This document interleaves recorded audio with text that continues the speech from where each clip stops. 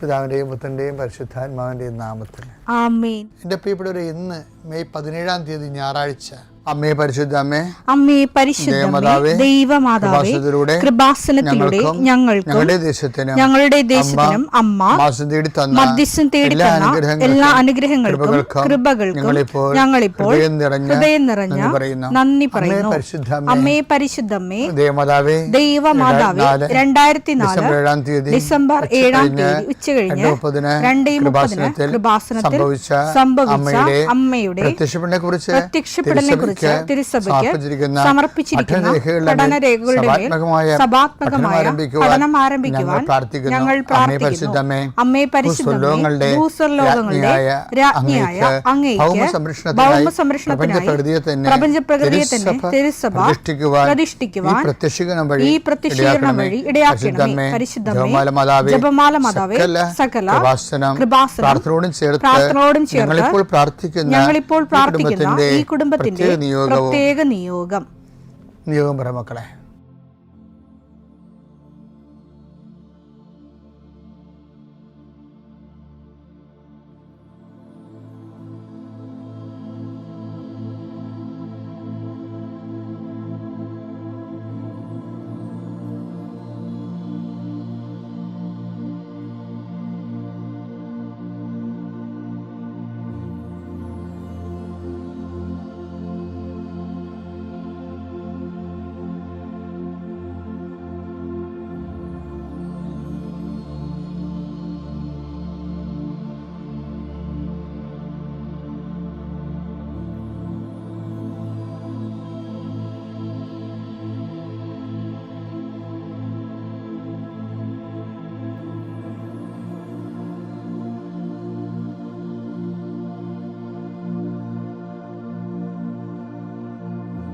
അമ്മയുടെ പ്രത്യക്ഷീകരണത്തിന്റെ ഈ അനുഗ്രഹവേളയിൽ ഞങ്ങൾക്ക് സാധിച്ചു തരുവാൻ കനിയണമേ.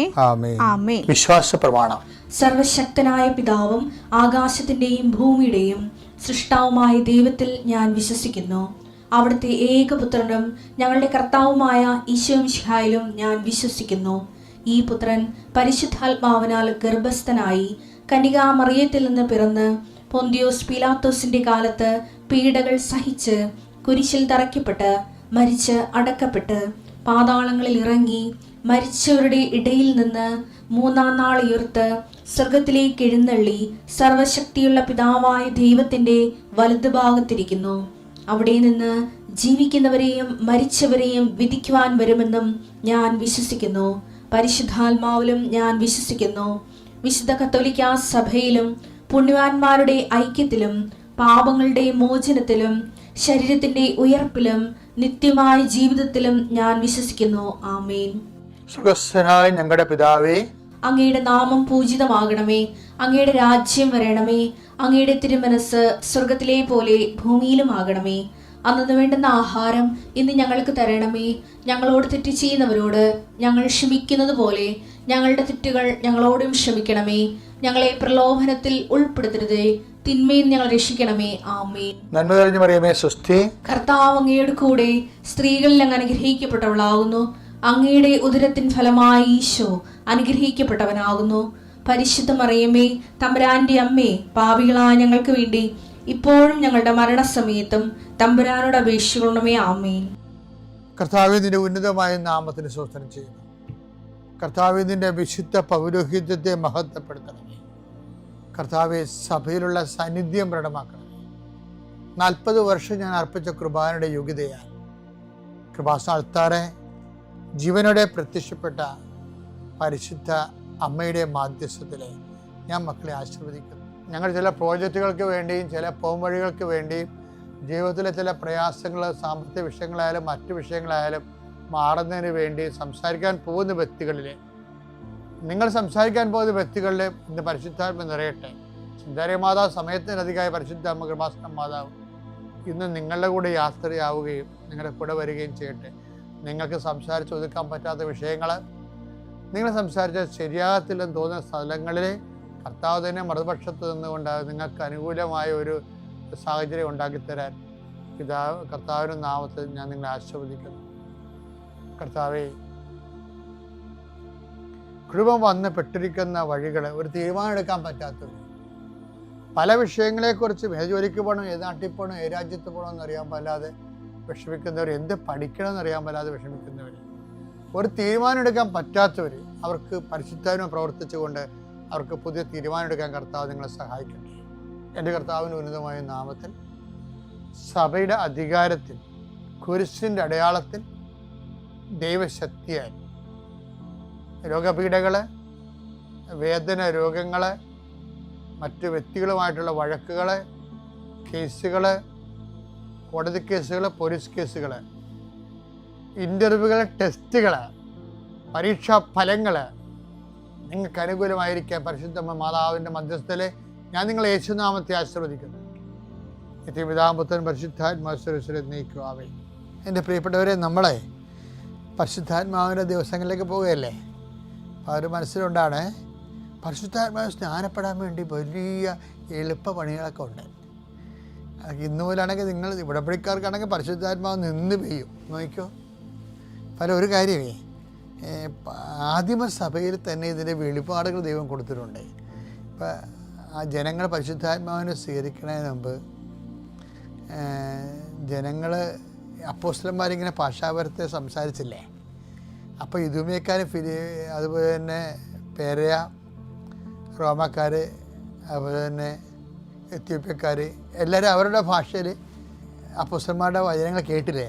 അപ്പോൾ ജനങ്ങൾ പറഞ്ഞ് ഈ ആത്മാവിനെ കിട്ടാൻ ഞങ്ങൾക്ക് എന്താണ് ഒരു വഴി, ഞങ്ങൾക്ക് കിട്ടുമോ എന്ന് ചോദിച്ച്. അപ്പോൾ ഉടനെ പരിശുദ്ധാത്മാവ് പത്രോസ് പറഞ്ഞ് അവർക്ക് കിട്ടുമെന്ന് പറയാൻ പറഞ്ഞു. അപ്പോൾ പത്രോസ് പറഞ്ഞ് അവർക്ക് കിട്ടുമോ, നിങ്ങൾക്ക് കിട്ടുമെന്ന് പറയുന്നുണ്ടെന്ന് പരിശുദ്ധാത്മാവ്. അപ്പോൾ ജനങ്ങൾ ചോദിച്ച് ഞങ്ങൾക്ക് കിട്ടണമെങ്കിൽ എന്ത് ചെയ്യണമെന്ന് ചോദിക്കും. അപ്പോൾ പത്രോസിന് ഒരു ഉത്തരം കിട്ടും. അപ്പോസ്തല പ്രവർത്തനം 2:38 പത്രോസ് പറഞ്ഞു, നിങ്ങൾ പശ്ചാത്തപിക്കുക, പാപമോചനത്തിനായി എല്ലാവരും യേശുക്രിസ്തുവിന്റെ നാമത്തിൽ സ്നാനം സ്വീകരിക്കുവിൻ. പരിശുദ്ധാത്മാവിന്റെ ദാനം നിങ്ങൾക്ക് ലഭിക്കും. അപ്പം ഇത് വരുന്നത് ഒന്ന് പശ്ചാത്താപത്തിലൂടെയാണ് അല്ലേ. ആ പശ്ചാത്താപത്തിലൂടെ ആണ് നമ്മുടെ വിശ്വാസം നമ്മളെ സഭയെ അറിയിക്കുകയും സഭ കർത്താവിൻ്റെ പീഡാനുഭവത്തിൻ്റെയും കുരിശുമരണത്തിൽ ഉയർത്തുന്നതിൻ്റെയും വീണ്ടും വരുന്നതിൻ്റെയും അടയാളമാകുന്ന വെള്ളത്തിൽ നമ്മൾ ജ്ഞാനസ്നാനപ്പെടുത്തുകയും ചെയ്യും. ശരിക്കും വെള്ളം ഉണ്ടാകത്തില്ല, അവർ വിശ്വാസപൂർവ്വം ജ്ഞാനസ്നാനം, എന്തുമാത്രം ആൾക്കാർ വിശ്വാസത്തിൽ ജ്ഞാനസ്നാനം സ്വീകരിക്കുന്നവരെ അവരെ ജ്ഞാനസ്നാനപ്പെടുത്താനും ആരുമില്ല. പക്ഷെ അവർക്ക് ക്രിസ്തുവാണ് രക്ഷകനെന്ന് ഉള്ളിലറിയാം, അവരത് വിശ്വസിക്കുന്നുണ്ട്, വിശ്വസിച്ച് അവരതുപോലെ ജീവിക്കുന്നുണ്ട്. അപ്പോൾ അവർക്ക് നിത്യരക്ഷ കർത്താവ് കൊടുക്കും. അത് കർത്താവിൻ്റെ കാര്യമാണ്, നമ്മളതിൻ്റെ തിരുവേണ്ട കാര്യമില്ല. ദൈവം തീരുമാനിക്കട്ടെ. അതല്ലേ ഈശോ പറയണത്, നിങ്ങളിപ്പോൾ വിധിക്കേണ്ട, വിധിയല്ല മനുഷ്യപുത്രന്. അവർ രക്ഷിക്കപ്പെട്ടോ എന്ന് പറഞ്ഞുകൊണ്ട് നമ്മളിങ്ങനെ പുറത്തു നിന്നുകൊണ്ട് നിങ്ങൾ രക്ഷപ്പെട്ടു, നിങ്ങൾ രക്ഷിക്കപ്പെട്ടില്ല എന്ന് പറയേണ്ട കാര്യമില്ല. വിധി അതൊക്കെ പറയേണ്ടത് ആരാണ്? വിധിയല്ല. യോഹന്നാൻ 5:27 മനുഷ്യപുത്രനായതുകൊണ്ട് വിധിക്കാനുള്ള അധികാരം അവന് നൽകിയിരിക്കുന്നു. കർത്താവ് അന്ത്യവിധ സമയത്ത് നിന്റെ വിശ്വാസ ജീവിതം കാരണം നീ കർത്താവിൻ്റെ രക്തത്തിൽ വീണ്ടെടുക്കപ്പെട്ടവനാണെന്ന് കർത്താവ് തീരുമാനിച്ചോളൂ. കർത്താവിന് വിടാം. ഞാനിപ്പോൾ ഇത് പറയാൻ കാരണം എന്താണെന്നറിയാവോ? ഇതിൻ്റെ കൂടെ വേറൊരു സംഭവമുണ്ട്. എന്താ പറഞ്ഞത്? നിങ്ങൾ പശ്ചാത്തപിക്കാൻ പാപമോചനത്തിനായി യേശുക്രിസ്തു നാമത്തിൽ സ്നാനം എടുക്കുന്നത് പരിശുദ്ധാത്മാവ് കിട്ടാനുള്ള ഒരു മാർഗ്ഗമാണ്. രണ്ടാമത്തെ മാർഗ്ഗം എന്താ? അപ്പോസ്തല പ്രവർത്തനം 2:38 പത്രോസ് പറഞ്ഞു, നിങ്ങൾ പശ്ചാത്തപിക്കുക, പാപമോചനത്തിനായി എല്ലാവരും യേശുക്രിസ്തുവിന്റെ നാമത്തിൽ സ്നാനം സ്വീകരിക്കുവിൻ. പരിശുദ്ധാത്മാവിന്റെ ദാനം നിങ്ങൾക്ക് ലഭിക്കും. ഈ സ്നാനം സ്വീകരിക്കുവെന്ന് പറഞ്ഞ വാക്കില്ലേ, അതിൻ്റെ അകത്ത് ജലസ്നാനമുണ്ട്, അതേസമയം തന്നെ പരിശുദ്ധാത്മാവിൻ്റെ ദാനം നിങ്ങൾക്ക് ലഭിക്കുമെന്നല്ലേ പറഞ്ഞത്.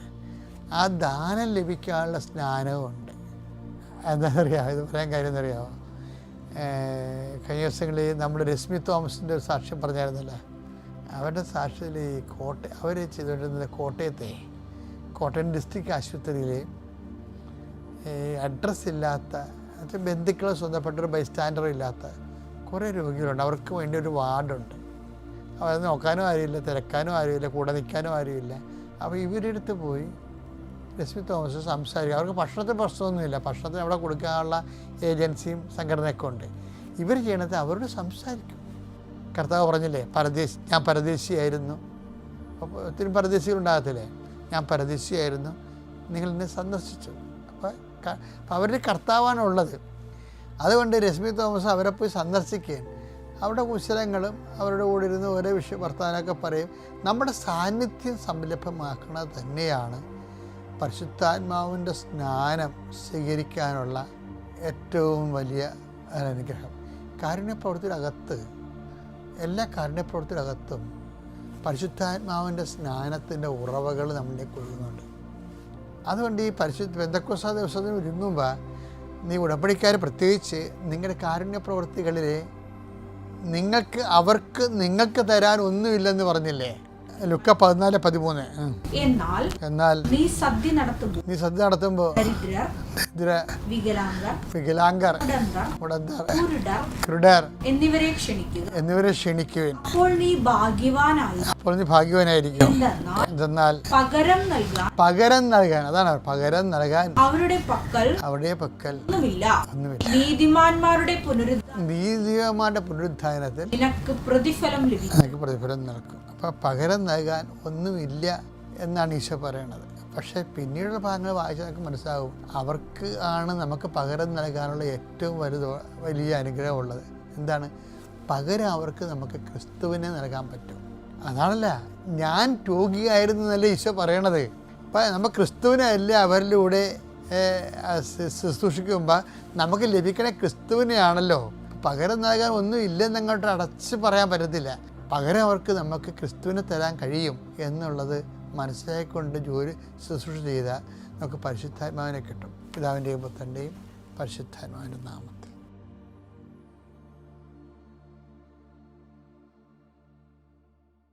അത്യപൂർവ ദൈവാനുഭവങ്ങൾ ഇനി നിങ്ങൾക്കും സ്വന്തം. ഈ യൂട്യൂബ് ചാനൽ ഇതുവരെ സബ്സ്ക്രൈബ് ചെയ്തിട്ടില്ലെങ്കിൽ ഇപ്പോൾ തന്നെ സബ്സ്ക്രൈബ് ചെയ്യുക. ഈ വീഡിയോ ഇപ്പോൾ തന്നെ നിങ്ങളുടെ സുഹൃത്തുക്കൾക്ക് ഷെയർ ചെയ്തുകൊണ്ട് കർത്താവിൻ്റെ പ്രേക്ഷിതരാകുക.